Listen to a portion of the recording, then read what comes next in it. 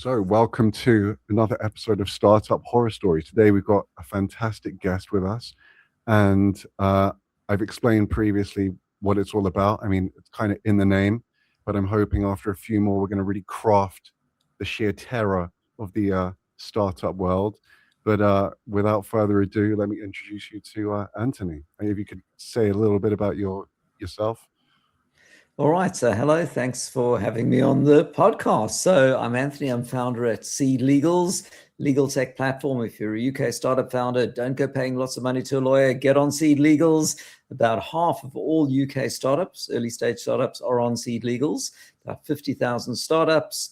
It's a way to go to do your funding round. But the reason I'm here is because I talk to lots of founders and I see all the dramas that founders have. My goal at SeedLegals is to help you have fewer dramas. My scalability, in a sense, is when I find somebody having a drama, can I build a product to avoid others having the same problem? Or maybe I can do some content about it. But here are 4 or 5, of the horror stories that I've seen over the years. So the first one is share vesting. So things fall apart, founders split up, employees don't work out.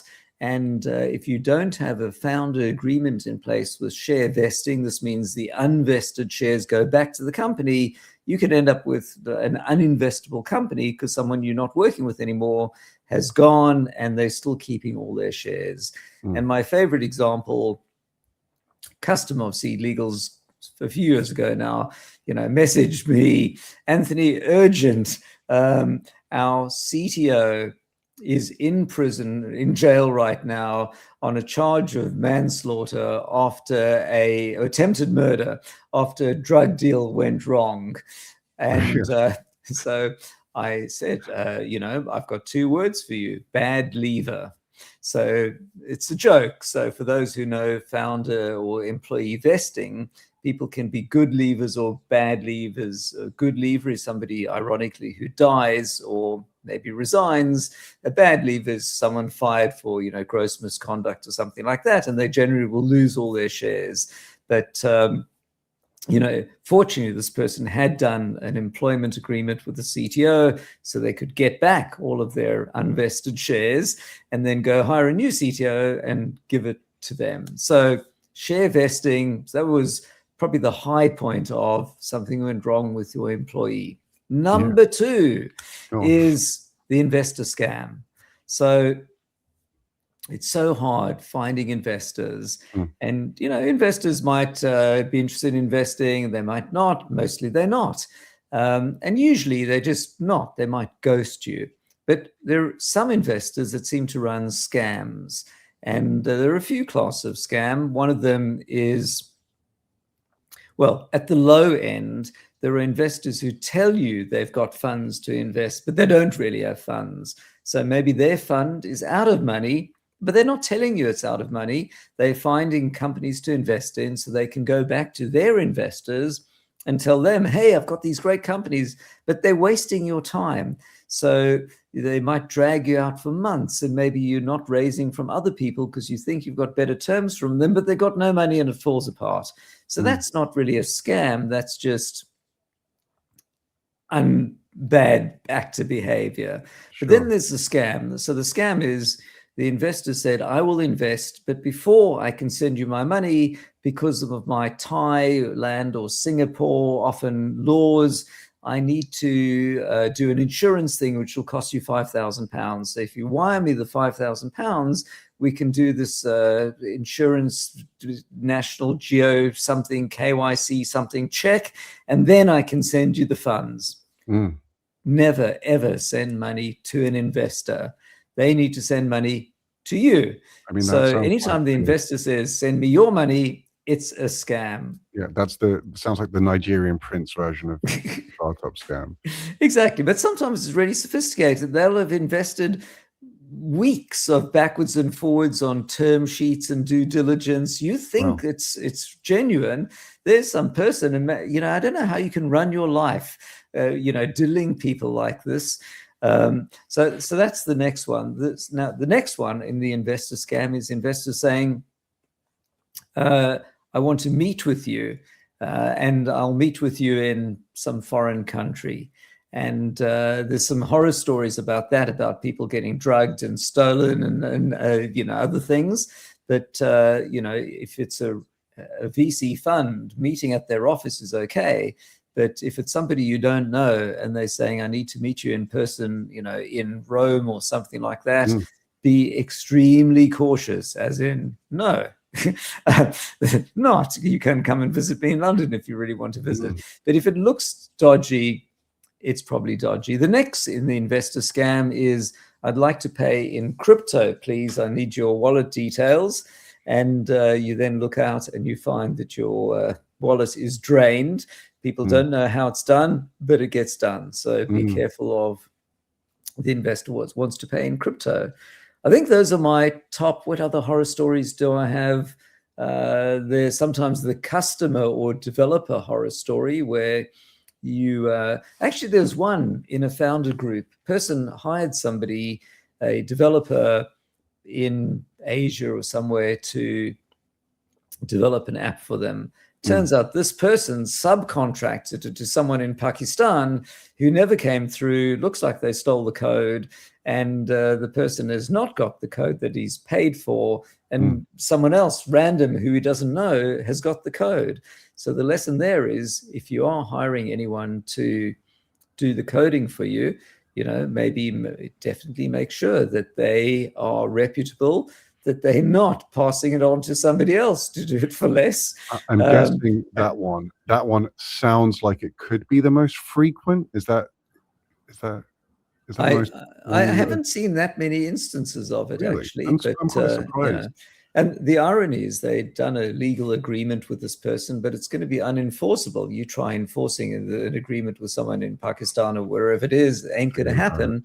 So the best you can do, I suppose, is get a bit of revenge and out them on wherever it's social media, the platforms they're on, or whatever, if you want to go that route. Although sometimes, you know, when you're thinking of revenge, I like the old Chinese proverb, man who consider revenge should dig 2 graves. So very true. Have you ever had the need for revenge?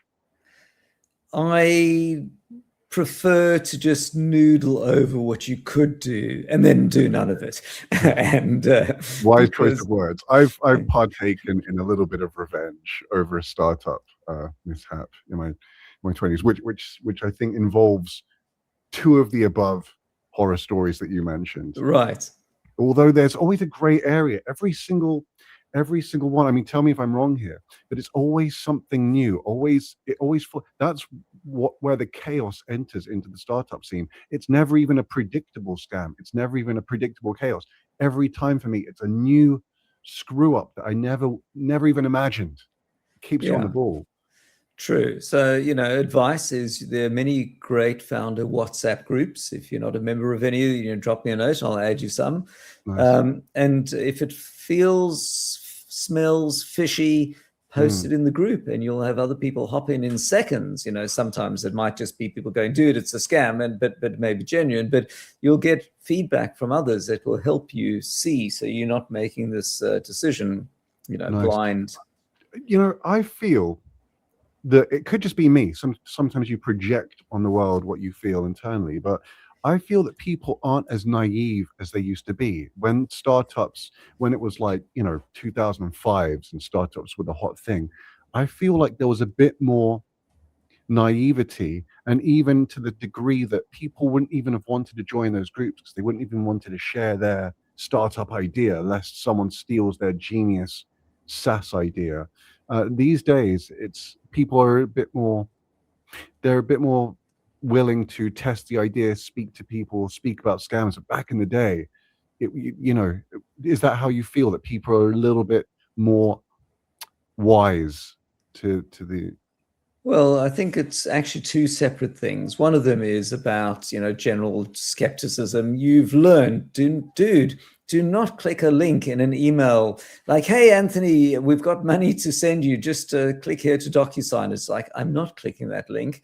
You know, I coach the team. Never, ever click any link in it that purports to come from me. Post it in Slack to me. and say, Anthony, did you just email me this? Never, ever trust an email. So we've all learned this, because if you don't learn it, you end up a lot poorer. But separately, there's this whole question of non-disclosure agreements. So yes, in the past, it was the case that you'd ask somebody to sign an NDA before you shared anything with them. Now it's completely the opposite. It's let's build in public.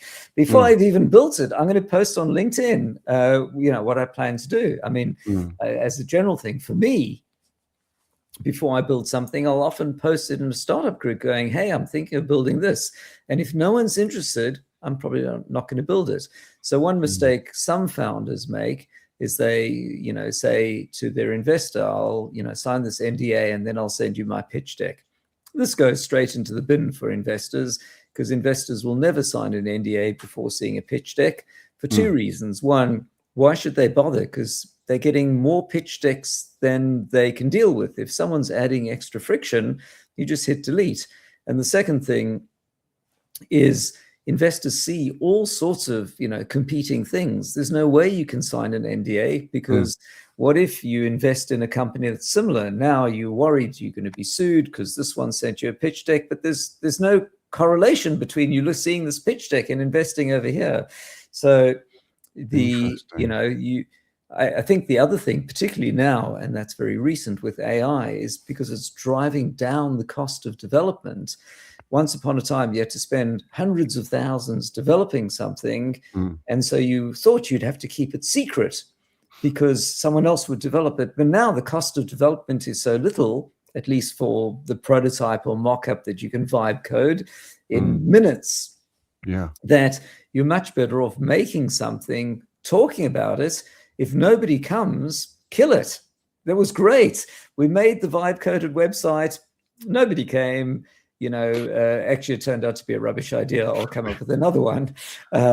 And so I see it as a red flag when I see founders being hugely protective of what they're building, because it just means they're going to spend 6 or 9 or 12 months of their life and lots of investor money building it, releasing it, and only then discovering actually either no one wants it, or somebody else has come out in the meantime with something, or it looks interesting, but we couldn't figure out how to word it, so it makes no sense.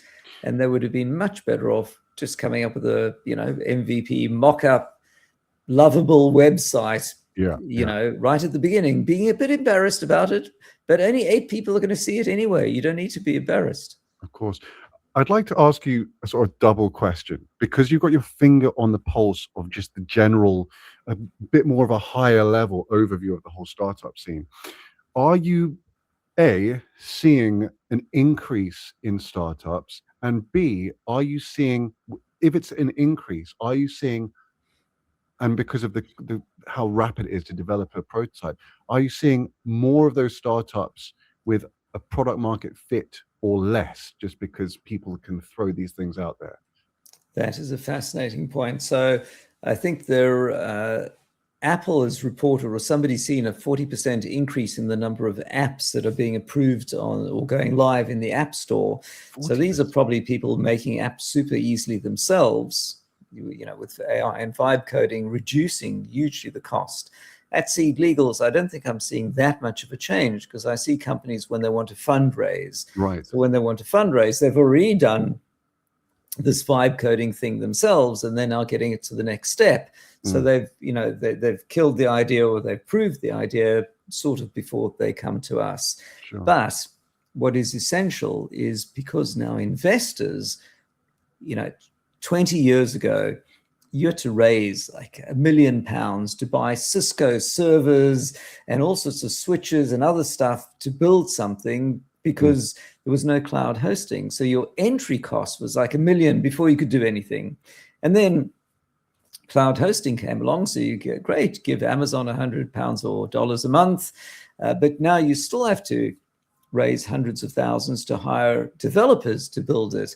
But what's changed now is the cost of the development has come down thanks to vibe coding and Claude Code and so on. So if you're telling investors you need to raise a few $100,000 to build it, they'll go, dude, those days are over. You need to build it on your own dime using, AI tools. And then when you've built it and you've proved that people want it, even if it's a mock-up, whatever it is, or an early version, then come back. And if it's taking off and got traction, then we will invest. And by the way, don't take 6 months building it. Come back next week. So. Fascinating. And yeah, so would you say that these investors, so it sounds like they're more risk averse now because you can bring it to market so quick. Yeah, is that what you're finding? It's a great point. It's not risk averse, but it's evaluating something else as being more important. Let me explain. So for investors, they're often asked, what's your moat? It's like a totally boring question. So it sounds like an episode of some, San Francisco VC, like, hey, what's your moat? What's your moat is, how's what you're doing defensible that others can't replicate it? And there used to be sort of 4 moats, which is the founder, the cult of the founder, larger in life, they can sell it. Number 2, the distribution. Only I have got distribution with Walmart or Ocado or whatever it might be. Number 3 is the tech and IP. We own this patent, we built all this tech. And number 4 is maybe the tech team and so on. And number 3 and 4 have dramatically reduced in value because this whole tech team, either they're a valuable asset or they start becoming a liability, that you're spending huge amounts on tech team, and maybe you need a smaller tech team of AI native tech folks. And this IP that you would have spent ages building, well, if someone can, get that through Claude Code in a tenth the time, there's not much value. So what investors, I think, are seeing is the companies I want to invest in, I'm valuing them not on the work you've done, which is tending to zero, but it's on the founder's ability to drum up investors, customers, team, and the distribution channels that you've got, and of course the idea itself. Interesting. Have you seen any, the big fear at the moment, and this I hear, constant noise on Twitter about this, it might be overstated though, is that every week I feel like Claude or one of the Goliaths, one of the AI juggernauts, they push out an upgrade and all the comments like, oh, it just wiped out 500 companies. Are you finding that is the reality of the situation? Or can you see in front of your, companies around you, can you see them collapsing periodically when they release these updates? That is the multi-billion-dollar question. And obviously I don't know the answer better than anyone else, but I do think that AI, by reducing the cost of development and making it easier for people to build things themselves, is definitely going to mean that a bit of the dinosaur companies need to be super careful. But I'm not convinced that many things will change. So imagine that you can use AI tooling to make your own HubSpot, hypothetically. People pay a lot for HubSpot. It powers the CRM for many companies. Somebody would happily now post on Twitter, dude, stop paying HubSpot, just Claude code it or vibe code it yourself. I think it's bollocks for a few reasons. Firstly, if you have raised investor money or you bootstrapping and you spending your time trying to build another version of HubSpot because you don't want to pay them, you focused on the wrong things in life. You need to be focused on building a product your customers want, not rebuilding tools that you could acquire for a modest amount elsewhere. Secondly, when you look at all of these platforms, the workflow is super dedicated to often vertical tasks and super important. So, there are many, many legal tech AI things that, will create a document for you. But if you do a funding round on SeedLegals, there's this whole workflow of adding investors, getting your SEIS, creating a term sheet, updating the cap table, doing all the maths, getting all the signatures in. There's a huge workflow, and to replicate that is obviously easier, but is not going to evaporate. So all of which is to say, I think if you've got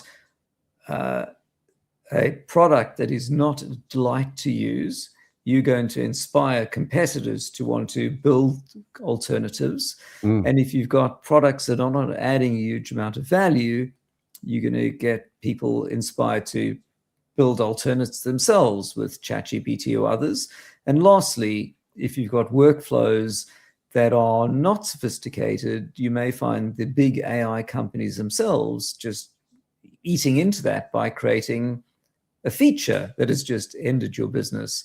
But I don't really buy into the, SaaS is dead. And actually, I was talking to a US investor just yesterday, and I asked them, what about SaaS is dead? And they said, if you asked me 3 weeks ago, I'd have said maybe yes. But since then, I've changed my mind. So that's how fast it's all going. I But think isn't that part of for me, the fact that he did 180 in 3 weeks, that also is a red flag, because if the investors are almost, schizophrenically switching every 3 weeks based on these market trends, isn't that going to scare off potential investors in companies and dry up the investment? Because I personally, I would take a quick gamble on a small company, but if I thought every 3 weeks I'm switching my entire, sure. philosophy of So, life here, I would be very cautious to invest, really. sure. I mean, in a sense, it's super dangerous. So some people love and embrace change, but the way I look at it is there are many things in life, new things, where you have to make a prediction based on very few data points. So you start putting a few data points together, and then you start extrapolating from there. And it's very sensitive to changes in initial conditions. And also, it's very susceptible to public opinion.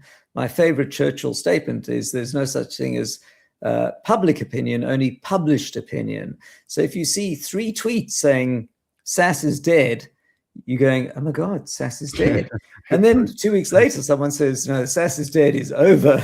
And you undo from your 3 data points and just correct hugely. The one thing that I see, another instance of this is actually founders leaving the UK.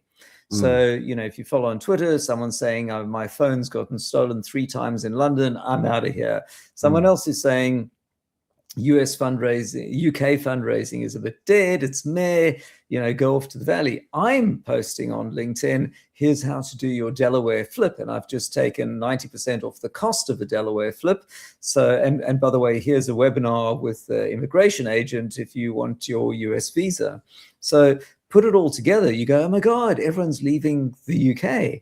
But that may or may not be true. There may be just 3 data points that you're extrapolating from. Some of the reason for those data points, I should add, is to pressure the government to not increase taxes and not, futz around with R&D taxes, because the government reads the mood music as well. So sometimes the people posting these things have a goal, which is maybe good or bad. Maybe the people posting about SaaS dead, I've, in the meantime, silently shorted some SaaS stock. You never know. That's interesting. I never thought about, well, I mean, putting these short-term memes out there to change government policy on never really occurred to me. Well, I think sorry, just give me 1 second. Go for it. So on the government policy, we are digressing greatly from startup horror stories. But, when and this is my take, right? I'm not plugged into government, but, when government needs more money, so they want to increase taxes. Whose taxes they're going to increase? Well, they might leak that they're going to increase the tax on seaweed, and then on hay production, and then on mining, and then on this, and then on startup founders. And then they see who whinges the most. And the ones who whinge the most, they don't do that one. They do the ones who didn't get around to whinging. Interesting. So it's important that founders get together and whinge a lot when the government wants to do things like talk of an exit tax, which is a disaster, or, increase capital gains tax. You've worked hard for many years to build a business, and based in part on a gamble years ago when you started the business, that when you sell it, the capital gains tax would be a certain amount, and then it changes in the meantime. Or you're banking on your company getting R&D tax credits back from the government, but then they change that and suddenly the money you thought you had, you don't have. So all of these and more are things that you're competing with other things, other people, other lobby groups for government money. So if you can make some noise to defend the, in my case, the startup ecosystem and founders, then it's a noise worth making. Yeah, certainly. And the noise that is being made, I guess that ties directly into the general, just to take it to a more feeling wobbly area. How would you assess the general feeling? Do you get the sense that these startup founders are in a more positive mood about the near future, or do you sense fear pervading the ranks? I don't think it's fear. The optimism comes and goes based on probably the published opinion. See 5 tweets over the last week that things are up, and you go, yeah, things are up. Look, this company raised $1 billion on a 10 billion value. It's awesome. And then you see somebody going, no, we're moving our IPO listing to New York or whatever because LSE is meh. Like, oh, it's all down again. So it's a bit of a roller coaster. I think one thing is often when founders are blaming the ecosystem, that it's actually their pitch deck isn't that great, or their pitch isn't that good, or their market size. So I think whenever I see people blaming the ecosystem for not being able to raise investment, I'm always trying to understand, is it the ecosystem or is it them? And, my goal is to make it, give founders the tools to help them fundraise. That could mean reaching out with SEIs and EIs to angel investors. It could mean the ability with SeedLegals to fundraise efficiently and do what we call agile fundraising, or the ability to go off and find US investors or even move to the US if needed. But finding US investors, valuations in the US, investment amounts in the US are dramatically higher than the UK. So it's always attractive. If only I could raise it at 10 million instead of a 2 million valuation. Well, knock yourself out. Get on a plane, go to New York, go to San Francisco, talk to investors. If they bite, I can help you do that round on SeedLegals. If they don't, then you're going to learn that actually if no one was biting, it's probably not the investors, it's you. If they did bite, you've learned that this is the pond to go fishing in for future investment. So I like giving more optionality. And then I think it's important to get on a plane and go talk to US investors. And some of the times people have done this. I've seen they're back in the UK raising from UK investors. So it wasn't really that it was better in the US. It was perceived to be. And in other cases, they do raise in the US. Interesting. Yeah, I mean, our horror stories has moved into uplifting stories, and then government policy, and now foreign expansion. I'm wondering where we're going next. I have no idea. Well, that's kind of the thing is, I think the good thing about the horror stories is it breaks down a lot of the barriers quite early. Once you start getting that whinging out and you really tell the worst, I mean, then it can only kind of get better. It's all uphill from there. Exactly. I mean, I didn't mean to make such an optimistic podcast. I meant to make something suitably grim. But yeah, every time we end up having a laugh, because it actually is. You can dispense with the formalities a little bit once you start talking about. Once you realize we have a certain camaraderie with seeing these things that the average person doesn't really grasp. People put their livelihoods and their hopes and dreams, and they get crushed on a regular basis. So you develop a hard skin. So it's nice to connect. And I think to wrap up, that's actually a good theme, because for a founder, it's often a bit of a lonely life. Maybe you've got no co-founder and you can't really share with your team, hey team, we're about to run out of money. Anyone who got any ideas? If you've got a co-founder, you can do this, but you don't know whether you're the only person struggling or whether everyone else is. The good news is there's a really robust startup ecosystem in the UK, particularly in London, but online as well. There are many founder WhatsApp groups. There's a group called Anonymous Founders where everyone's anonymous, where people do whinge about things in a way that you wouldn't if it was known who you are, and ask questions. If you need access to any of these groups, drop me a note. I'm delighted. We've got a SeedLegals founder group, and it's great because here you can ask questions and see from others. Oh no, dude, I had the same. This person is a scammer. Do not talk to this person. I have the same problem with them. So, networking with other founders is often a really great way to solve some of these dilemmas that otherwise you'd be bottling up and getting really depressed about. Yeah, I think you just I think you've just massively, besides appearing on the podcast, I think you've just given us a new direction. Because, to be honest, if I can speak to people on the anonymous group, and then they can even appear anonymously, so their face isn't even shown, then they can really dish the dirt. It's going to be like one of those police investigation things. Here's our informant. They've got a bag over their head and their voice sounds like Stephen Hawking's on a bad day. Yeah, okay. Yeah, why not? We can get really brutal with that. But Anthony, thank you so much. It's been an absolute delight, and I think I've certainly learned a lot. Brilliant. Love to speak to you again eventually. Thank you, and I'm delighted to share things so that others don't make the same mistakes. Thank you so much. Okay, stick on the line for a sec. I'm just gonna end the recording.